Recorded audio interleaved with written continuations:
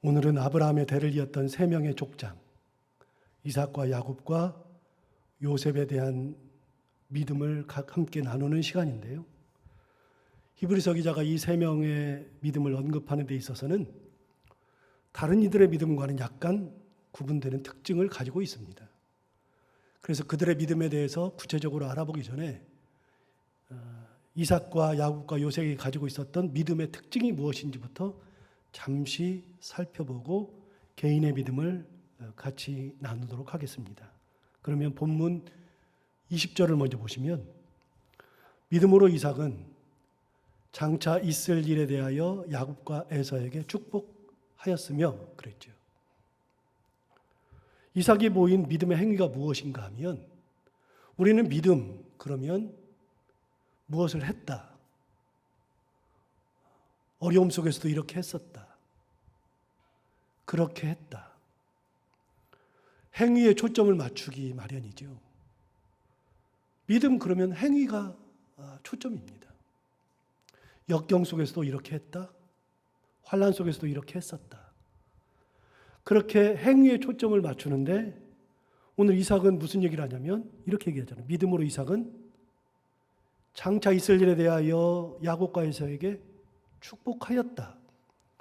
개인의 어떤 믿음을 이야기하는 것이 아니라 자기의 자녀들에게 믿음으로 축복하는 장면이죠. 내가 믿음으로 어떻게 했다는 것이 아니라 자녀들에게 어떻게 했다, 믿음으로 자녀에게 어떻게 했다는 것을 이야기해 주고 있죠. 두 번째, 21절을 볼까요? 믿음으로 야곱은 죽을 때에 요셉의 가가들에게 축복하고 그 지팡이 머리에 의지하여 경배하였으며 라고 되어 있죠. 야곱은 어떤 믿음을 보였느냐? 역시 똑같습니다. 믿음 그러면 행위에 초점을 맞추어서 이렇게 했다, 저렇게 했다, 그렇게 말해야 될 것 같은데, 야곱도 역시 자기의 믿음으로 무슨 행위를 한 것에 대해 초점을 맞춘 게 아니라, 히브리서 기자는 야곱의 믿음을 뭘로 봤느냐? 죽을 때에 했던 행위가 야곱의 믿음이었다고 히브리서 기자는 본 겁니다. 그래서 히브리서 기자가 본 야곱은 그 많은 인생, 우여곡절 많았던 인생 중에서 어떤 단면을 이야기하고 싶은 것이 아니라 죽을 때 어떻게 했느냐. 죽을 때 요셉의 가가들에게 축복하고 그 지팡이 머리에 의지하여 경배하였다. 마지막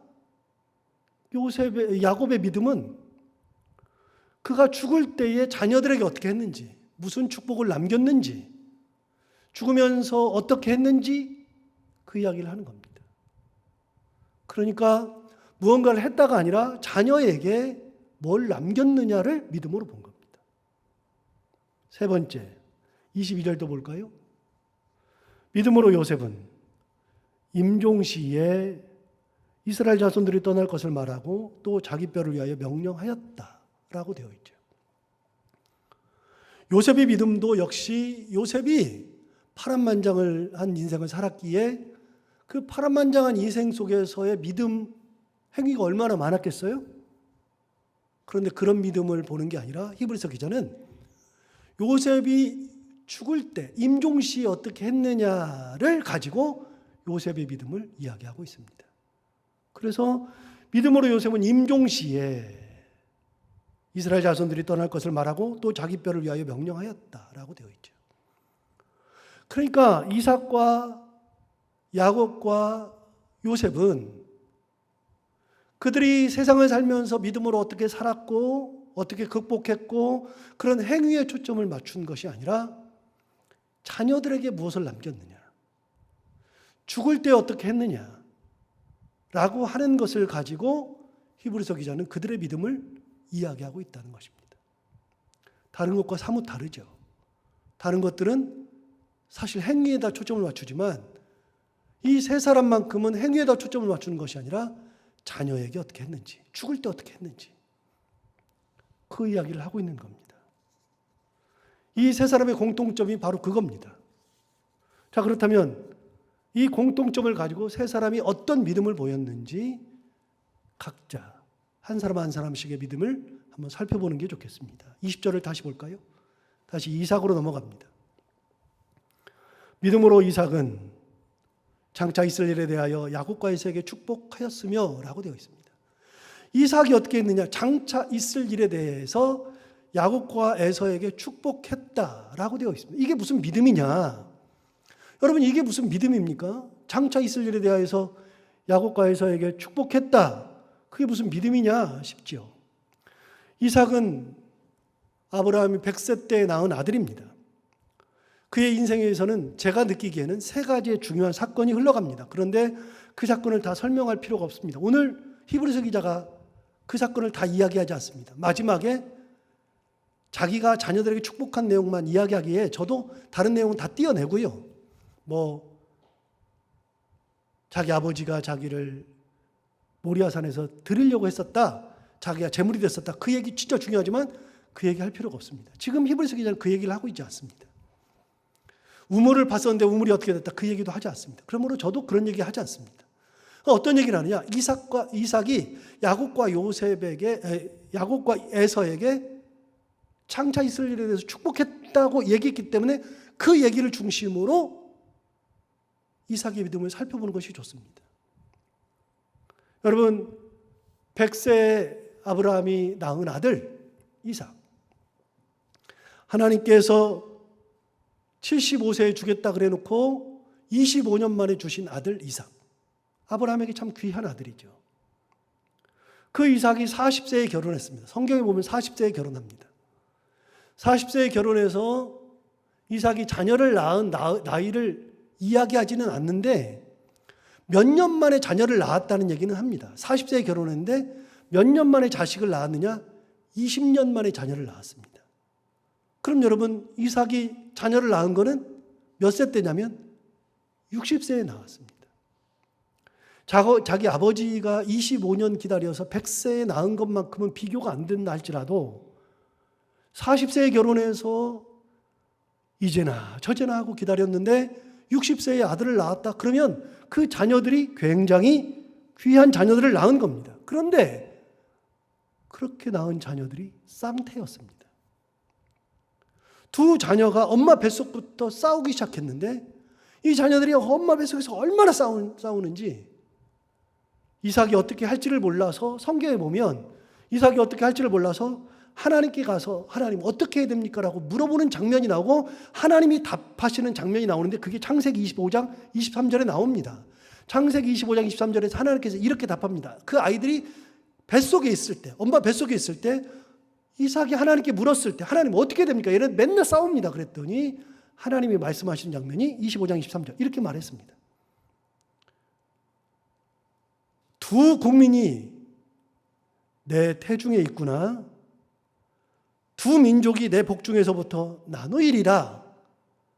이 족속이 저 족속보다 강하겠고 큰 자가 어린 자를 섬기리라. 하나님께서 이삭에게 답하신 건 뭐냐면 야, 그 뱃속에 두 국민이 있다. 두 국민. 그래서 두 민족이 내 복중에서부터 나누인다. 태어나기도 전부터 이 두 국민이 민족이 되어서 나누일 거다. 그런데 두 민족이 될 건데 이 족속이 저 족속보다 강할 건데 큰 자가 어린 자를 섬기리라. 하나님께서 말씀하신 겁니다. 하나님께서 애가 태어나기도 전에 작은 자가 더 위대하게 되고 큰 자가 작은 자를 섬긴다라고 말씀해 주셨습니다. 그러니까 이삭은 자기의 두 아들이 태어나기 전부터 큰 아들과 작은 아들이 어떻게 될 것인지에 대해 이미 들었고 그래서 이 아이들이 어떻게 될 것인지를 알고 있었습니다. 큰 자가 어린 자를 섬긴다는 거였습니다. 그런데 여러분이라면 이런 얘기를 들으면 어떤 마음이 들겠습니까? 큰 아들이 작은 아들이 섬긴다. 받아들이기 쉽습니까? 절대로 불가능한 얘기입니다. 우리 정서가 그런데요. 이스라엘 정서도 똑같습니다. 그래서 자녀가 하나 있으면 별 문제가 안 되는데요. 저는 이걸 볼 때마다 항상 우리 큰아이랑 작은아이를 생각하거든요. 큰아이가 작은아이한테 섬긴다? 이 말이 안 되는 얘기거든요. 그러니까 이삭은요, 그걸 받아들이는 것이 쉽지가 않았습니다. 성경을 보면 이삭이 그걸 받아들이지 못했습니다. 이삭이 자녀들을 키우면서 그걸 받아들이지 못했습니다. 하나님께서 그렇게 말씀하셨다 할지라도 이삭의 마음은 큰아들에게 가 있었습니다. 그래서 이삭은 큰아들 에서를 사랑했고요. 이삭의 부인, 그 부인 리브가는 끝까지 야곱을 사랑했습니다. 성경에 나오지 않습니까? 이삭은요, 하나님 앞에 직접 들었습니다. 큰 자가 작은 자를 섬기리라 그랬는데도 애가 태어나서 기를 때에 끝까지 큰아들을 더 사랑했습니다. 큰아들이 잘 돼야 된다고 믿었습니다. 당연한 거 아니겠습니까? 그렇게 해서 큰아들을 더 사랑했는데, 그런데 이삭의 뜻과는 상관없이 아이들이 자라면서 점점 하나님의 뜻대로 상황이 바뀌어가는 겁니다. 언제 바뀌었느냐? 첫 번째 바뀌었던 것이 에서가 사냥을 하고서 돌아왔을 때입니다. 에서는 사냥을 좋아했고 야곱은 농사를 지었습니다. 그래서 에서는 진취적이었거든요. 그런데 사냥을 하고서 돌아와서 보니까 너무 배가 고픈데 마침 야곱이 뭔 요리를 하고 있었습니다. 붉은 요리를 하고 있었습니다. 우리 성경에는 팥죽이라고 되어 있습니다. 옛날 성경은 팥죽이라고 더 정확하게 나왔고 이번 성경에도 팥죽이라고 되어 있습니다. 그런데 붉은 요리. 근데 이스라엘에는 팥죽이 없어요. 말이 안 된 얘기거든요. 그래서 성경에서 우리가 알아듣기 쉽게 말하기 위해서 팥죽이라고 얘기한 거죠. 팥죽이 어디 있습니까? 그리고 또 성경에서 우리가 이스라엘 사람들과 상관없이 우리가 쓰는 용어가 뭐냐면 나는 생명의 떡이다 그러잖아요. 이스라엘에 떡이 어디 있습니까? 이스라엘에 떡이 없습니다. 빵이 있습니다. 그래서 나는 생명의 빵이다가 맞는 얘기입니다. 이스라엘 사람들이 떡 해먹습니까? 우리나라 떡 해먹지.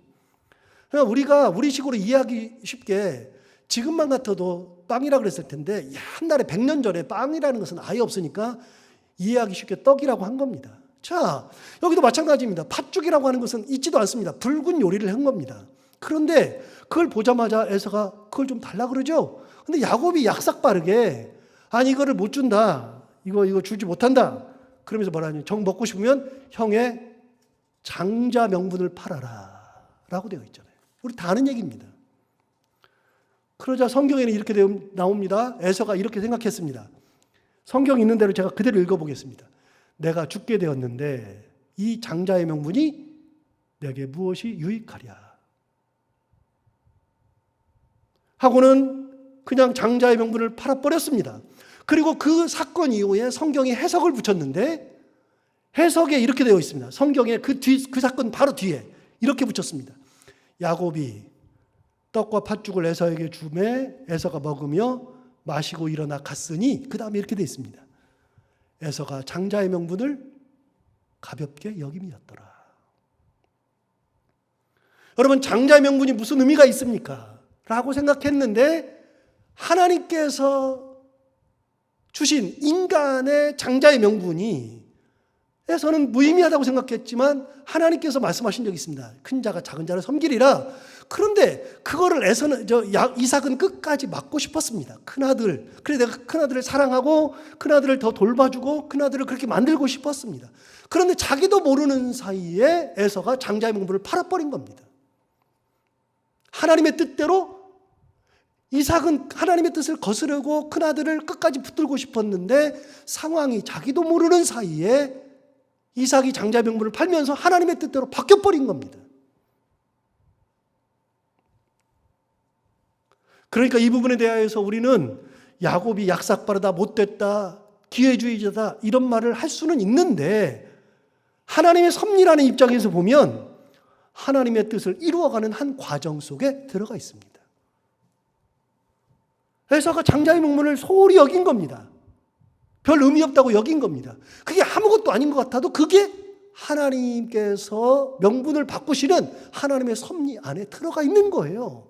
이삭이 아무리 붙들어도 이삭은 에서를 끝까지 붙들고 이 큰 아들이 진짜 장자가 되고 큰 자가 되고 작은 아들이 섬기는 것으로 이삭은 생각하고 그렇게 키우고 싶었어도 자기의 뜻과는 상관없이 자기들끼리 장자의 명분을 사고 팔아버린 겁니다. 하나님의 뜻대로 바뀐 겁니다. 이삭의 입장에서는 황당했을 거죠. 하나님께서 아무리 큰 자가 작은 자를 섬긴다 했을지라도 받아들일 수 없었던 그 이삭, 말도 되지 않는 것을 하나님께서 말씀하신 것을 받아들이지 못했던 그 이삭. 그런데 이런 일이 일어나고 말았습니다. 그럼에도 불구하고 이삭은 그걸 끝까지 받아들이려고 하지 않았습니다. 그런데 더 놀라운 일이 일어났습니다. 그것은 그가 나이가 많아서 눈이 어두웠을 때, 사리분별을 하지 못할 때, 그때 이삭이 성경에 가면 내가 언제 죽을 줄 모르니 죽기 전에 큰아들 에서에게 마음껏 축복하리라, 그렇게 생각했을 때입니다. 죽음을 앞에 두었을 때. 그런데 사실은 성경을 보면 그렇게 마음껏 축복하리라 그렇게 하고서 에서에게 사냥해와라 뭐 이런 얘기 하잖아요. 그런데 그러고 나서 사실은 이삭은 20몇 년을 더 삽니다. 훨씬 더 삽니다. 그런데 그때 따라서 마음이 급해진 겁니다. 눈도 어두워지고 죽을 것 같기도 하고, 그래서 자기 아들 에서를 불러서 너 사냥해와라. 사냥해와서 요리를 맛있게 해오면 내가 그걸 먹고 너에게 마음껏 축복해 줄게. 그래서 에서를 보내죠. 그런데 놀랍게 자기 부인 리브가가 그걸 엿듣게 된 겁니다. 엿듣고 나서는 급히 야곱을 불러가지고 너 빨리 염소 2마리 가져와. 염소 새끼 2마리 잡아와. 그러면 내가 요리를 해줄 테니 네가 형인 척 하고서 아버지한테 들어가서 축복을 다 받아. 그런데 문제가 하나 있어.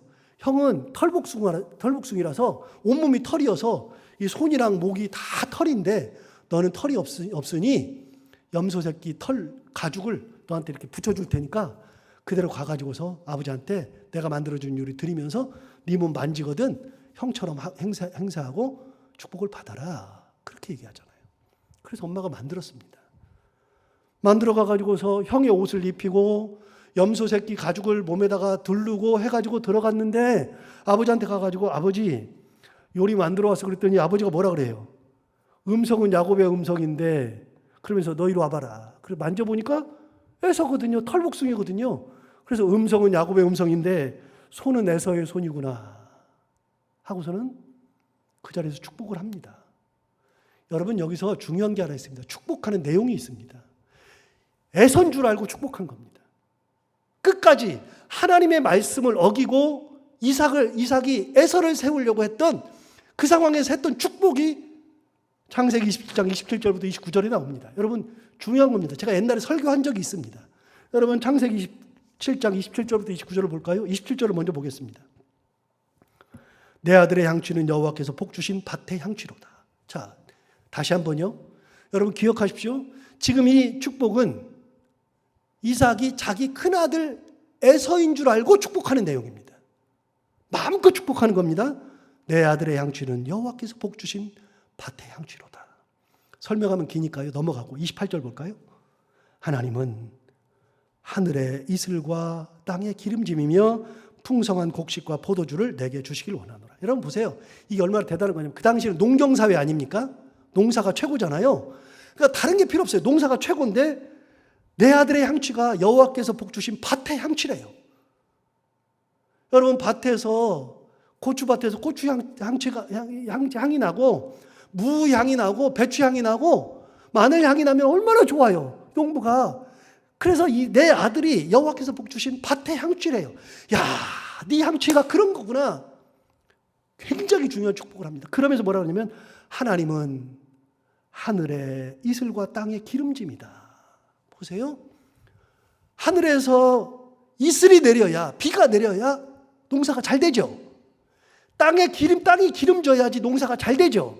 하나님이 하늘의 이슬이고 땅의 기름짐이다. 뭔 말이에요? 네 인생 동안에는 하나님께서 때에 따라서 비를 내려주시고 네 인생에는 밑바닥에 땅의 기름짐처럼 기름이 잘잘잘잘 흐르는 인생이다.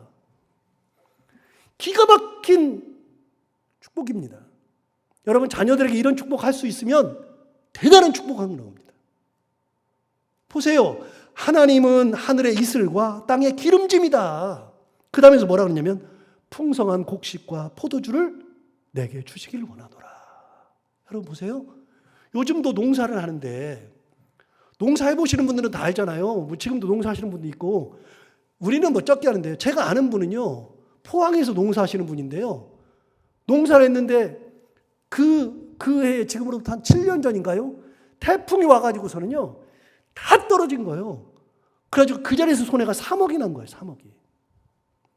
여러분 지금도 태풍을 못 막아요.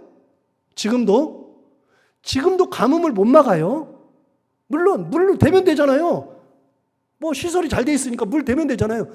그런데 저수지가 마르는데, 지하수가 마르는데, 여러분 그러니까요, 물이 많을 때는요, 네 논에다가 물 댔다가 내 논에다 물 다 대줘요. 그런데 가뭄이 들면 논에다 물 대겠다고 서로 뭐해요? 싸우는 거예요. 지금도 그래요. 지금도 물 대는 것 때문에 싸우는 거예요. 그런데 여러분 뭐라 그러냐면 곡식과 포도주는요, 누가 주는 거냐면 하나님 주시는 거예요. 지금이 아니라 그 당시에는 더 그런 거예요. 하나님이 비를 내려주셔야 곡식이 되죠. 포도주가 되죠. 땅이 기름져야 되는 거죠. 그러니까 그건 다 하나님이 주시는 거예요. 그래서 여러분 이 내용이 기가 막힌 거예요. 여러분 다시 보세요. 28절을 보시면 이렇게 얘기했어요.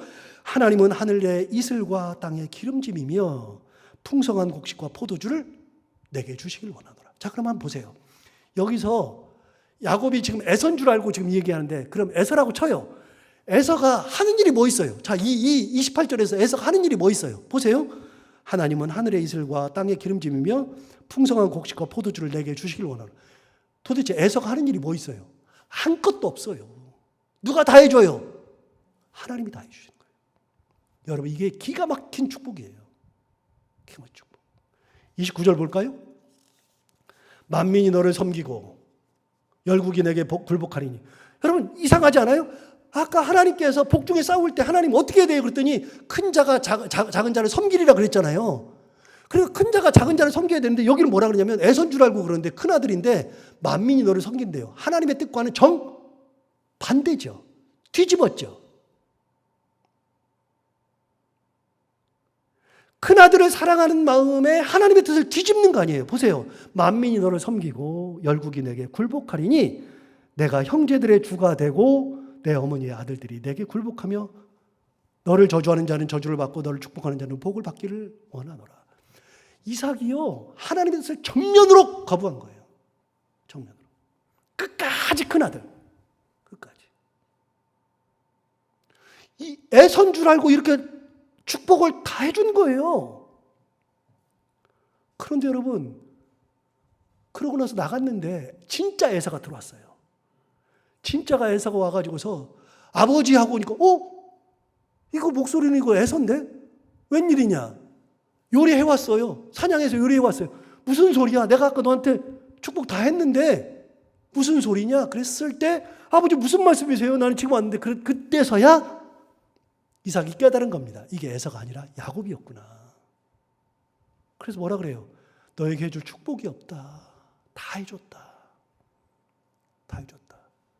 그러니까 에서가 울어요. 울면서 아버지 남은 축복이라도 저에게 해주세요. 그랬을 때에 해주는 축복, 그게 창세기 27장 39절 40절에 나옵니다. 자, 진짜 에서에게 해주는 축복입니다. 이렇게 얘기합니다. 39절에 보면 내 주소는 땅의 기름짐에서 멀고. 어디 이상하네? 아까 뭐라 그랬어요? 하나님이 하늘의 이슬과 땅의 기름짐이라 그랬죠? 네 인생에는 하나님이 주시는 이슬도 내리고 땅의 기름짐도 있다 그랬는데 여기서 뭐라 그랬냐면 에서한테, 진짜 에서한테는 내 주소는 땅의 기름짐에서 멀고, 그 다음 뭐라 그랬냐면 내리는 하늘 이슬에서 멀 것이며.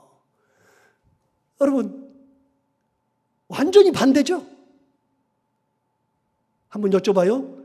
이게 축복이에요? 저주예요? 가슴이 아파요. 사실 이거 보면 가슴이. 이걸 듣는 에서는 어떨까? 가슴이 아파요. 그런데 여러분 보세요. 내 주소는 땅의 기름짐에서 멀대요. 내리는 하늘 이슬에서 멀대요. 여러분 아까 봤던 28절을 다시 한번 볼까요? 28절에는요. 아까 이렇게 얘기했어요. 보세요. 하나님은 하늘의 이슬과 땅의 기름짐이래요. 그랬잖아요. 하나님이 하늘의 이슬과 땅의 기름짐인데 그 하나님께서 풍성한 곡식과 포도주를 내게 주시길 원한다 그랬어요. 야곱이 할 게 아무것도 없어요. 그런데 39절에서 다시 볼까요? 내 주소는 땅의 기름짐에서 멀고 내리는 하늘에서 이슬에서 멀 것이며 40절 너는 칼을 믿고 생활하겠고 내 아우를 섬길 것이며 내가 매임을 벗을 때에는 그 멍에를 내 목에서 떨쳐버리라. 재밌는 걸 다시 읽어볼게요. 너는 칼을 믿고 생활하겠고 그거 없애버리고요. 그 다음이 중요한 거예요. 그 다음 뭐라 그랬어요? 내 아우를 뭐 한다고요? 섬긴대요. 여러분 맨 마지막에 이삭이 깨달은 겁니다. 하나님의 뜻을 깨달은 겁니다. 하나님의 뜻은 뭐예요? 큰 자가 작은 자를 섬기리라.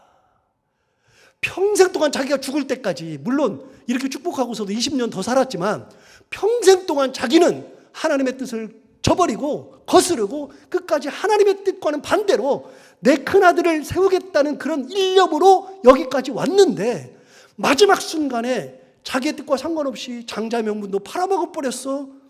진짜 축복하려고 그랬더니 자기 부인이 술수를 써가지고 뒤집어 버렸어.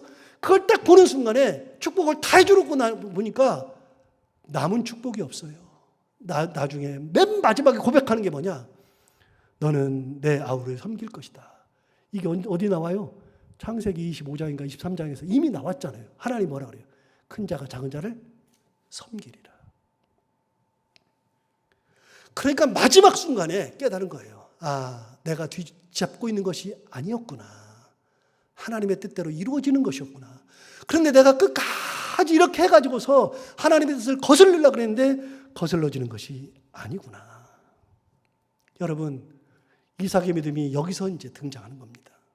어떤 믿음이요? 내가 끝까지 이렇게 살았는데 하나님의 뜻이 끝에 있을 때 맨 마지막에라도 하나님의 뜻을 붙드는 거. 뜻대로 순종하는 거.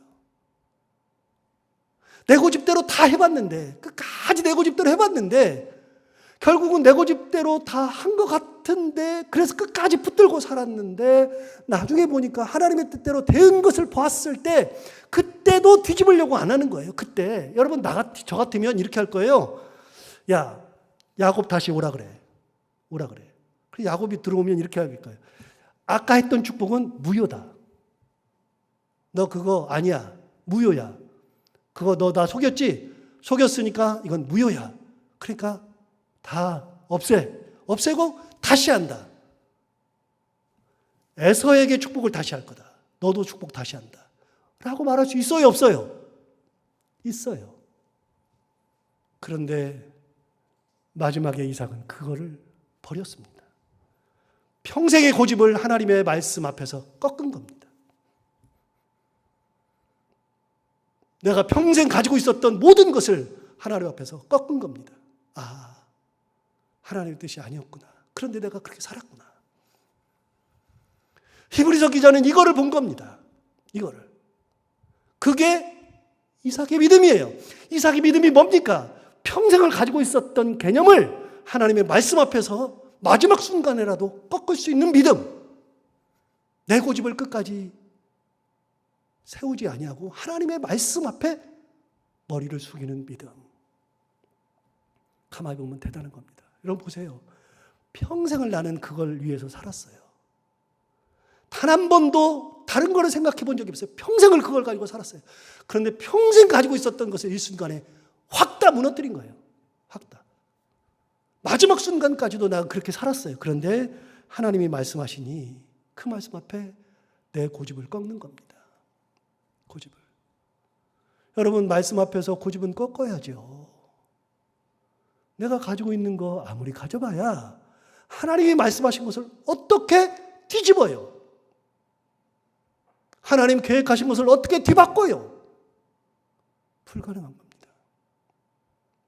저에게 주신 뜻이 있는데 그 뜻을 어떻게 뒤바꿔요?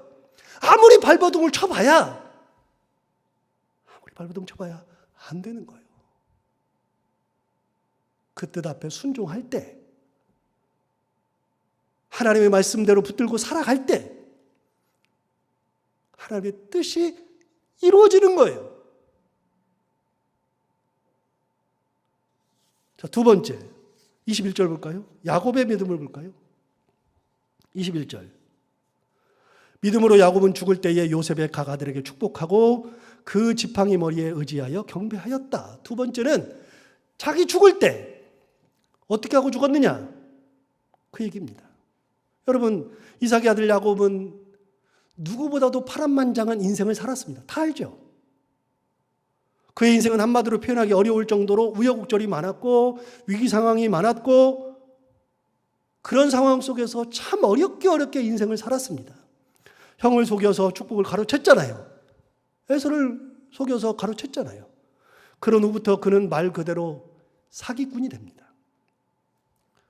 아까 제가 이렇게 얘기하다가 넘어갔는데 에서가 사냥을 하고 와가지고서 아버지한테 축복해 주세요. 내가 다 했다 그랬더니 에서가 하는 말이 있습니다. 아니 야곱은 진짜 이름이 야곱 맞네요 그랬거든요. 야곱 맞네요 그랬는데 야곱이라는 말의 뜻이 뭐라고요? 여러분 몇 번 말씀드렸죠. 야곱의 뜻이 뭐라고요? 속이는 자라는 뜻입니다. 속이는 자. 쉽게 말하면 사기꾼이라는 뜻입니다. 이름을 지어도 어떻게 그렇게 지었는지 모르겠는데 사기꾼이라는 뜻입니다. 속이는 자라는 뜻입니다.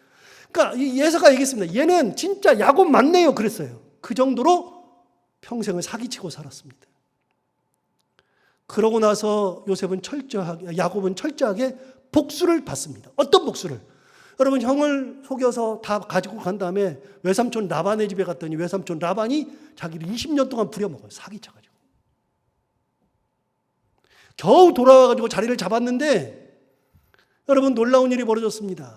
그 아들 요셉을 형제들이 다 죽었다 그러고 팔아먹어 버렸습니다. 그러고 나서 한 15년 이상이 지나서 죽은 줄 알았던 아들을 만납니다. 자기 자녀들에게 15년 넘게 속아서 살았습니다. 그게 야곱입니다. 여러분 사람을 속이는 사람들은요 결국은 속임을 받는 거예요. 인생은 그냥 공짜가 없어요. 평생 속이고 속고 속이고 그게 야곱의 인생이죠. 얼마나 힘들어요.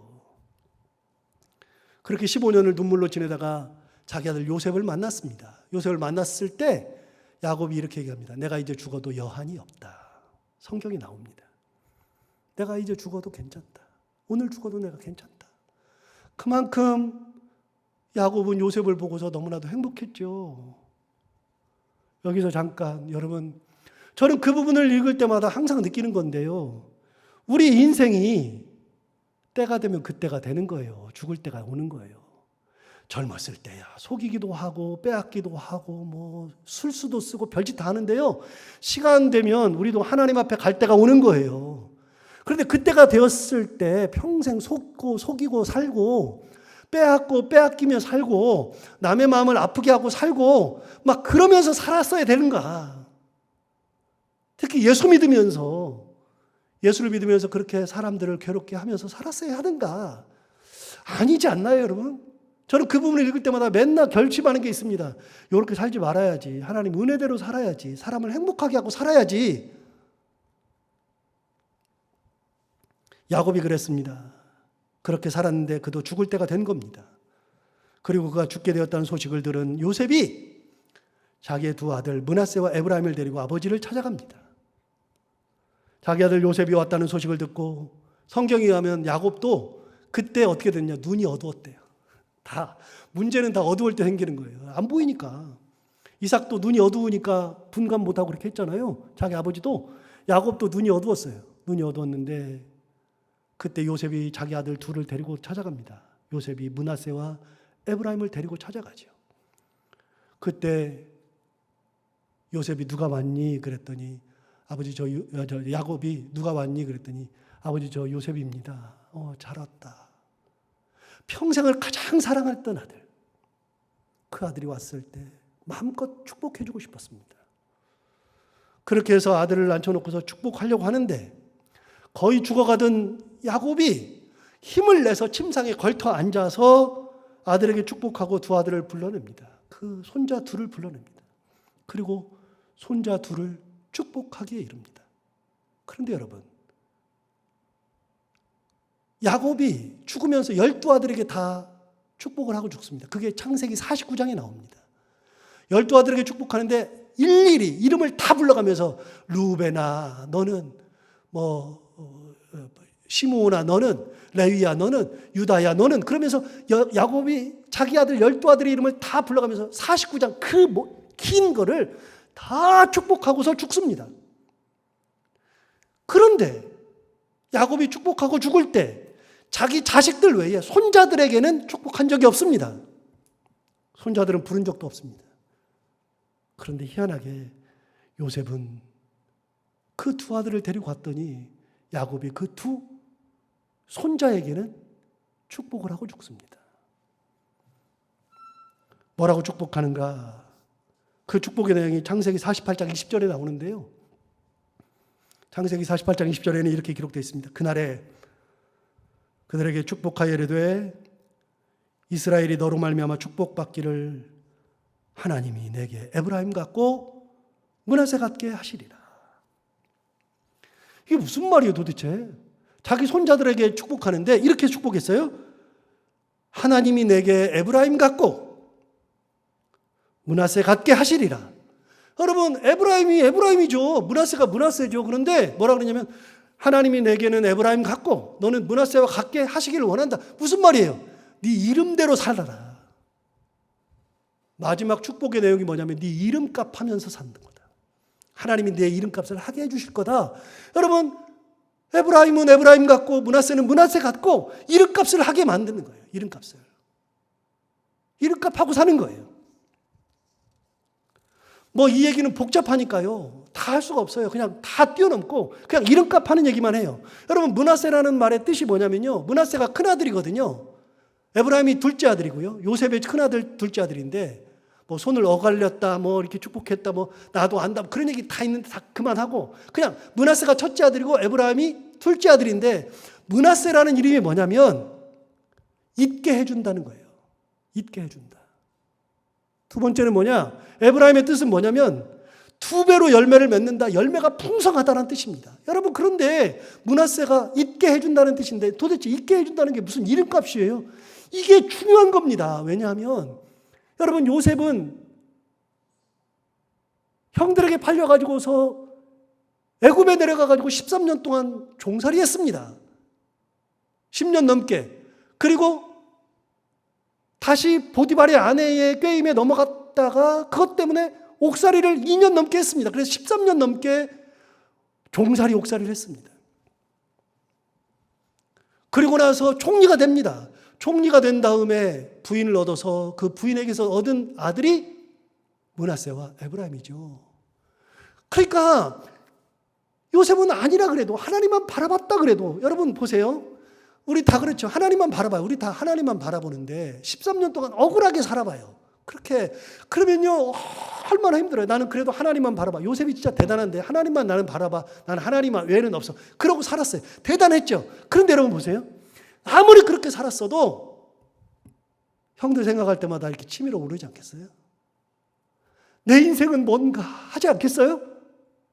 정말 힘드는데 큰아들을 딱 낳았는데 큰아들이 내 모든 고통과 마음의 아픔과 형제들에 대한 미움과 이 모든 것을 큰아들이 뭐 해준다고요? 므낫세 해준다고요. 므낫세 뜻이 뭐라고요? 잊게 해준다고요. 잊게. 사람들의 고통을 잊게 해주고 아픔을 잊게 해주고 미움을 잊게 해주고 다 잊게 해주는 거예요. 그러니까 므낫세는 요셉의 큰 기쁨이 된 거예요. 그 아들이 태어나면서. 그래서 하나님 뭐라고 그러냐면 너는 네 이름값하고 살아라. 무슨 말이에요? 사람들의 고통을 덜어주는 사람, 아픔을 잊게 해주는 사람, 미움을 없애버리는 사람, 그런 사람으로 사람들에게 위로와 평강이 되는 사람으로 너는 평생 살게끔 해주겠다 그거예요. 기가 막힌 이름 아니에요? 그래놓고 둘째를 낳았어요. 둘째 에브라임을 낳으니까 이름이 에브라임이라고 지었는데 에브라임 뜻이 뭐죠? 두 배로 열매를 맺는다. 풍성한 열매를 맺는다. 너는 평생 살면서 두 배 풍성한 열매를 맺어라. 그렇게 얘기한 겁니다. 그래서 요셉이 죽으면서 자기 손자들에게 야곱이 죽으면서 요셉 너는 평생 이렇게 고생했으니 내가 죽으면서 너희 자녀들에게는 축복하고 죽겠다. 그래서 자녀들에게 축복을 해주는 겁니다. 그래서 손자들에게 너는 므낫세와 같고 너는 에브라임과 같이 살게끔 하나님께서 해주실 거다. 이름값 하면서 살면 된다. 그래서 그런 축복을 하고서 죽습니다. 그게 야곱의 믿음이에요. 야곱의 믿음은 뭐냐면 하나님께서 죽은 줄을 말하는데 그 자식을 살려주었으니 그 자식의 대대손손으로 하나님께서 내가 이 자식은 죽은 줄 알았는데 하나님께서 살려주셨으므로 이 손자들이 가는 길도 내가 하는 것이 아니라 하나님께서 은혜를 주셔서 이름값 하면서 하나님께서 살게 해주실 거라는 믿음. 그 믿음. 그게 야곱의 믿음이에요. 대단한 걸 얘기하는 거 아니에요. 히브리서 기자는 그걸 보면서 야, 야곱의 믿음이 그런 거였구나. 대단하구나. 자, 마지막 22절 볼까요? 요셉의 믿음이 나옵니다. 믿음으로 요셉은 임종시에 이스라엘 자손들이 떠날 것을 말하고 또 자기 뼈를 위하여 명하였다. 자, 보세요. 믿음으로 요셉은 이제 또 나와요. 임종시에. 할 얘기가 얼마나 많아요. 그런데 임종할 때, 똑같이 임종할 때 어떻게 했느냐? 이스라엘 자손들이 떠날 것을 말하고 자기 뼈를 위하여 명하였다. 여러분 보세요. 요셉은 애굽의 총리였습니다. 사는데 지장이 없었습니다. 그런데 자기 때문에 자기의 형제들이 다 내려왔습니다. 애굽의 자리를 잡았습니다. 자리를 잡고 아무런 불편이 없이 살게 해줬습니다. 요셉이 다 해줬습니다. 기가 막힌 사람이죠. 그렇게 요셉이 다 해줬는데 그렇게 다 해줬을 때 이제 우리 민족은 다 됐다. 우리 식구들 다 됐다. 여기서 이제 자리 잡고 살면 된다. 라고 생각하기가 쉬운데 요셉은 형제들이 내려왔을 때 그 아버지 야곱이 바로왕을 만날 때 이렇게 얘기한 적이 있습니다. 아버지, 바로왕이 아버지를 만나자고 할 겁니다. 만나면 아버지는 반드시 뭐라 그러냐면 우리 민족은 대대로 양을 치는 목자의 집안입니다. 목동 집안입니다. 라고 얘기하십시오. 왜요? 이집트는 목동을 최하층민으로 봅니다. 천하게 봅니다. 그런데 하층민이고 천하니까 이집트 사람들이 같이 어울려 살려고 하지도 않아요. 누구도 어울려 살려고 하지 않아요. 그러니까 어떻게 해요? 이스라엘 자기 형제들, 자기 민족만 따로 살게 해줄 겁니다. 요셉은 이들과 섞이면 하나님 신앙이 흐려지는 걸 알았습니다. 그래서 아버지한테 꼭 이렇게 얘기한 겁니다. 그리고 그 아버지가 그렇게 얘기했습니다. 그래서 그들이 받은 땅이 고센 땅이었습니다.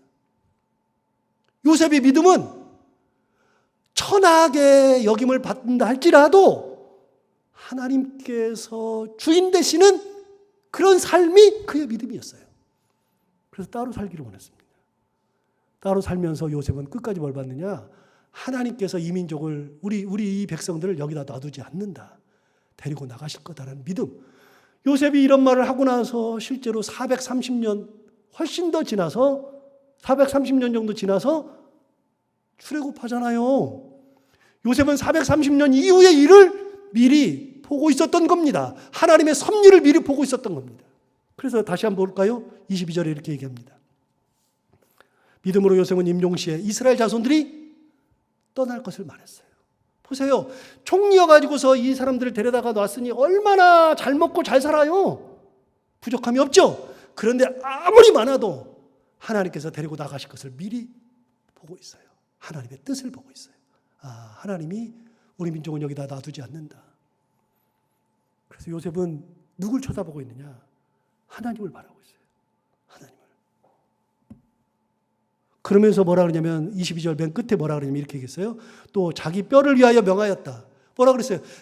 너희들 나갈 때 여기서 출애굽할 때 내 뼈 꼭 데리고 가라. 메고 가라.